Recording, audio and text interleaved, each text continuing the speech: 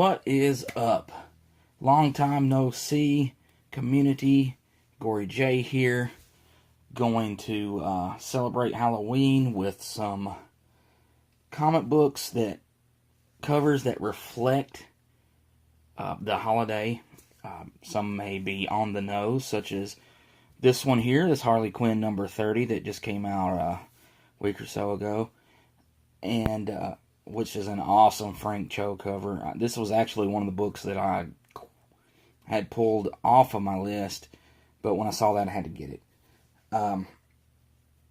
Most of these that I'm going to show are not keys or anything like that. There may be a few minor keys in here, but just for the most part, I thought looked like something that could be from a horror movie or something that represented Halloween. And I know there's a tag videos going on about the top 15 covers. I don't know how many books I got here, and these are not necessarily my favorite covers. I just went through digging through my books, and these were just some of the ones I picked out. So, without further ado, let's see what we got going on here. Just to look at some cool, spooky, horrific-looking covers. First up, we've got Batman number 399. Nothing really special about this, just a dead head there with eyes, mouth sewn shut, rotting away, and a hatchet right beside it with the bat signal in the background. Awesome. Batman Aliens, Ron Mars. This is drawn by Bernie Wrightson, so I need to crack this open and read it. I haven't even read this thing, but I'm sure it's awesome. And speaking of aliens, here's Aliens number 1. Not sure what volume this is, maybe volume 2. Something about the Aliens movies. I know the first 2 are the classics, and I think a lot of times part 2 is considered better than part 1, and it may be the case, but I think part 1 is scarier. And I just recently watched it probably about 4 or 5 years ago. I'd never seen part 1, and it is a really great movie.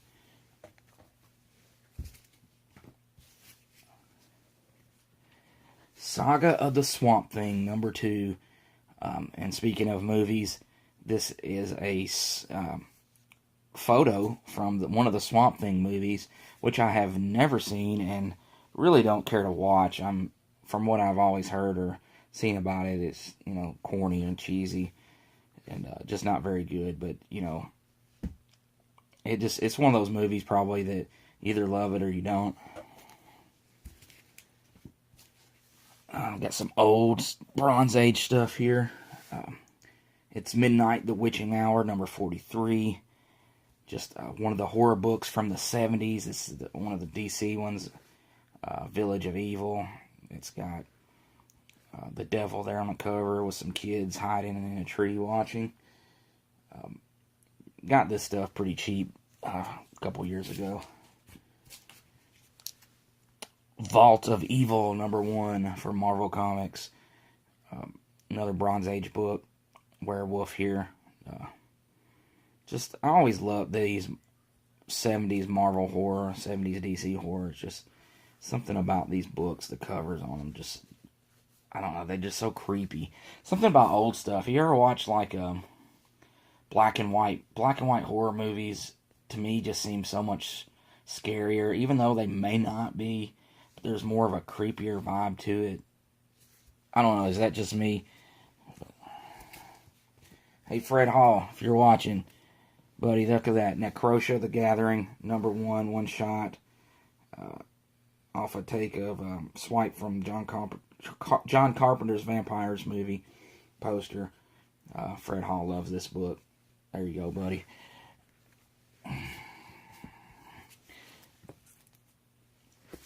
Wolverine number 55, cover swipe from the old EC. Tales from the Crypt books. Very cool. Wolverine with severed saber-toothed head. A very spooky, giant-sized Wolverine number 1. Very monstrous Wolverine here, Shadow, or impression. And then the, of course, the spooky, haunted-looking house. So Marvel's going to do their first horror movie, and well, you say Marvel, Fox, whatever. New Mutants. I don't know if you guys have seen the trailer for it, and I think the villain in the movie is Demon Bear. I'm not sure. New Mutants number 18, Bill Sienkiewicz cover. So I thought I'd show a New Mutants book off here. Looking forward to that. To me, it's either going to be really good or terrible. Now, I wasn't very impressed with the trailer, but we'll see. Return of the Living Deadpool. This is, of course, the sequel to Night of the Living Deadpool. This is number 1, which is also a takeoff of Return of the Living Dead, which is a awesome series of movies from the 80s. Very corny, very cheesy, and pretty scary, honestly, and a lot of fun. So, some good stuff. We got a newer Tomb of Dracula with Blade.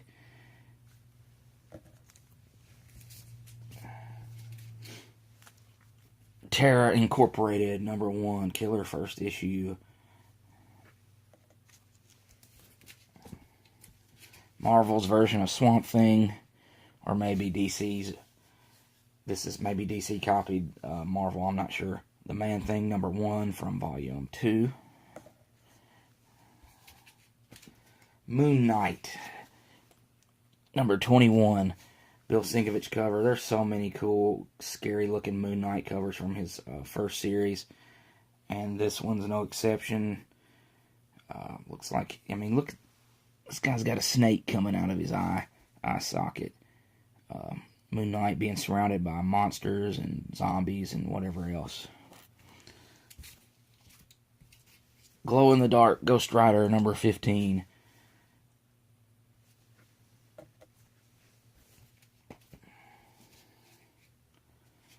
And then what we got here, the baby of Venom and Carnage, Toxin, number 1. Very scary cover.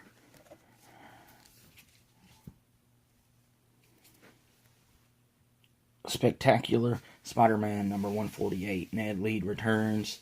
Inferno tie-in. Night of the Living Ned. With I always like this cover. Not a key, but it's a very cool cover. Very Halloween, very horrific looking cover.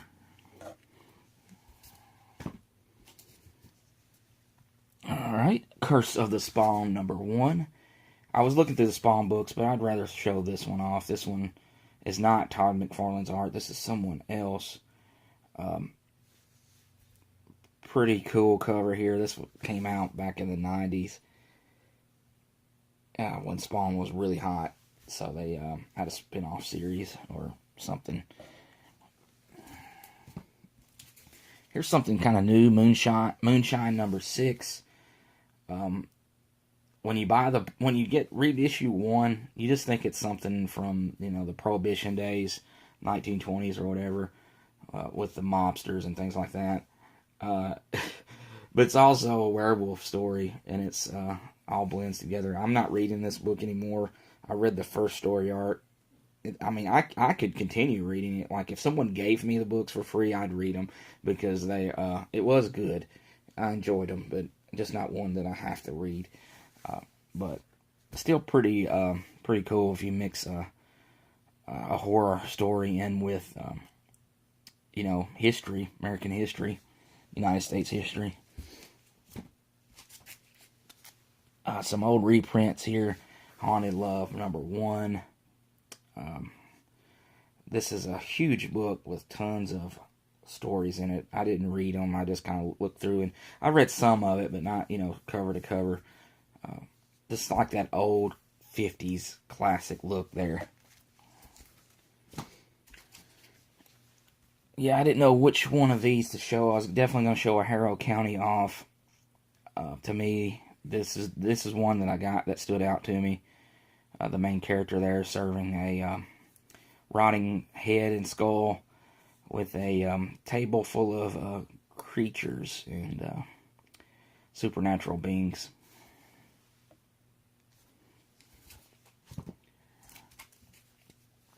Scott Snyder's Witches, #1, with a junk cover.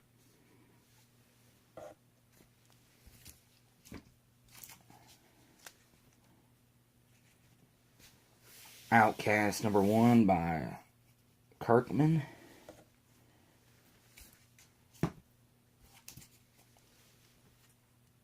Here's another glow-in-the-dark cover. This is Clive Barker's The Harrowers, Raiders of the Abyss. And it is ripped from the pages of Hellraiser. Here you see Pinhead in the background and a couple characters there on a motorcycle. Very 90s cover here, very 90s comic book from Marvel's Epic line. Another Clive Barker here. I got a trade. Son of Celluloid. This thing is messed up. I have not read it. I need to read it, but I've looked through it like every page. It is messed up.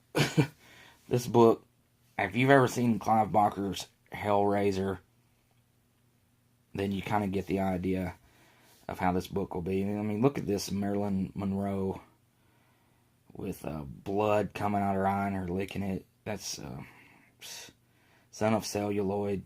I don't know. Just, I get the creeps just looking at it. Let's do some Buffy. Buffy the Vampire Slayer, Season 8, number 25. With a very ugly creature there on the cover.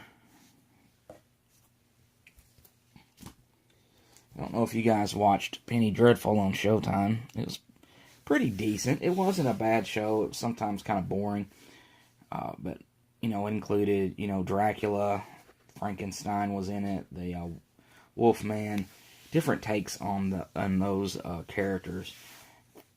So it was kind of cool in that respect. This is Penny Dreadful #1. Here's a Jenny Frison messed up cover. Revival #31. Looks like a pregnant Satanist. I don't. There's an upside down cross on her pregnant belly, drinking a glass of worms or baby snakes. Yeah, messed up.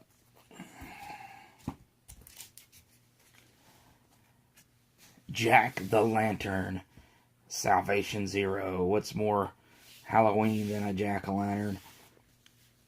This comic book sucked. I did not like this. The art was kind of decent. It was stupid. I bought it just because it kind of looked cool. I think I got it last year, but yeah, I didn't like it. But it screams Halloween.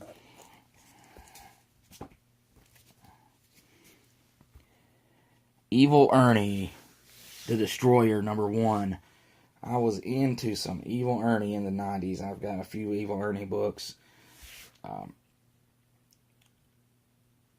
He was just a very cool character. And I used to have a trade by him, and I don't know what happened. Like, it had the full story, and I used to read it a lot, and it's just disappeared. I must have let someone borrow it years ago and never had it returned, but if you haven't ever checked out any Evil Ernie and you like some messed up, disturbing shit, then this is something you might want to read. Whoa, hey there, Juggalos. Insane Clown Posse, The Pendulum, #1. These came out in the early 2000s, or late 90s, 99, 2000, and they used to come with like a CD single with one of their songs on it. Used to be a big ICP fan. Even dressed up a couple Halloweens as the guys, Violent J. Kind of maybe got my name, Gory J, from that. Maybe a little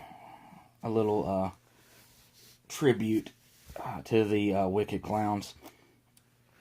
This cover here has got Violent J, Shaggy, Too Dope, and then there's Monoxide and Jamie Madrox, the Twisted, right there. So.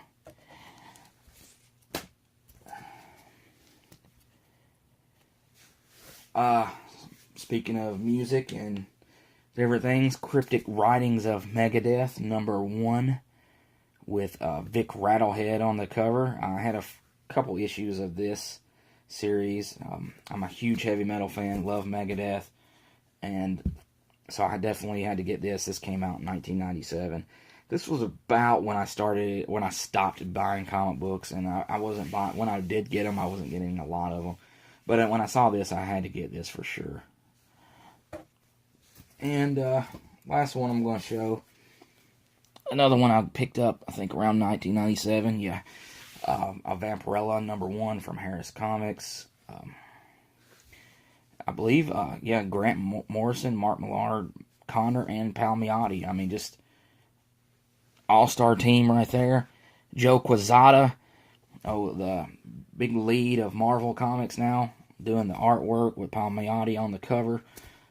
Very cool. And then you've got the special gold logo there. Everything's in kind of a shiny 90s gimmicky cover. So, and I really, this cover here could pass for a modern book that came out, this week. Honestly, it definitely stands the test of time. So, guys, I know it's been a while since I've shown a video. Definitely was going to do a Halloween video. It's one of my favorite holidays. I appreciate everyone for watching. I'll be back sometime with some things I've been collecting over the last couple of months. Some of my newer stuff that I feel like showing off, I'll have in it. Maybe a few back issues. But just keep hanging in there. I haven't went anywhere.